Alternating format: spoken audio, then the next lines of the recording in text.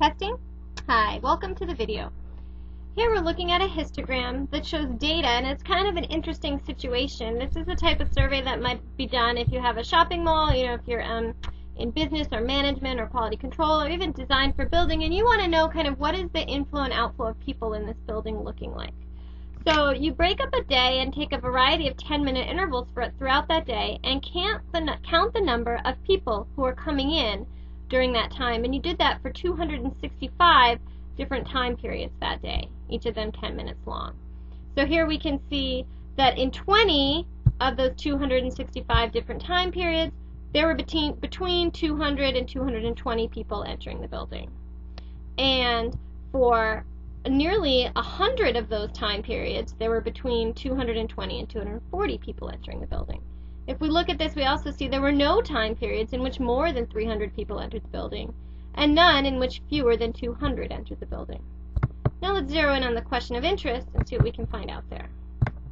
So the question they're asking here is bringing in one of the vocab terms from this chapter. The idea, I have a little problem with my pen, excuse me for a sec. Alright, we're back to that. So the idea, here's our vocab word we're looking at, the idea of class width. So class width talks about, if we think about our histogram, each of these bars represents one of the classes in our histogram.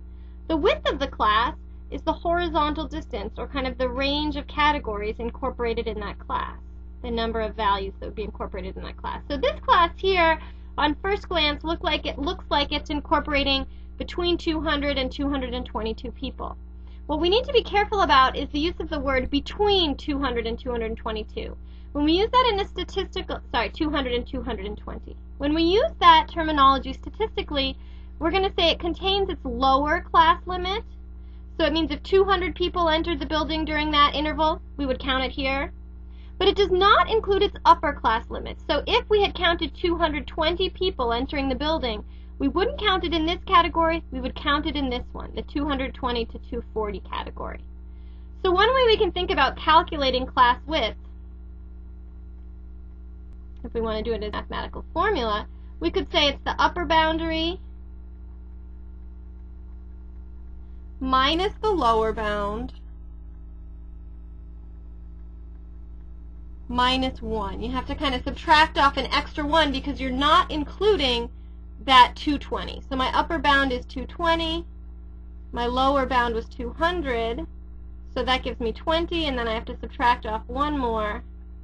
So that gives me a class width of 19. Another way to think about it, if you like, is just to take that upper bound and minus 1. And so you could say it's really 219, because that's the biggest number of people we would include in this category, minus 200, which would be 19. You can check your answers on these because the class width should be the same for every bar in the histogram. So even if we go up here to this one, 300 minus 280 minus 1, we should still get that same 19 as we got here.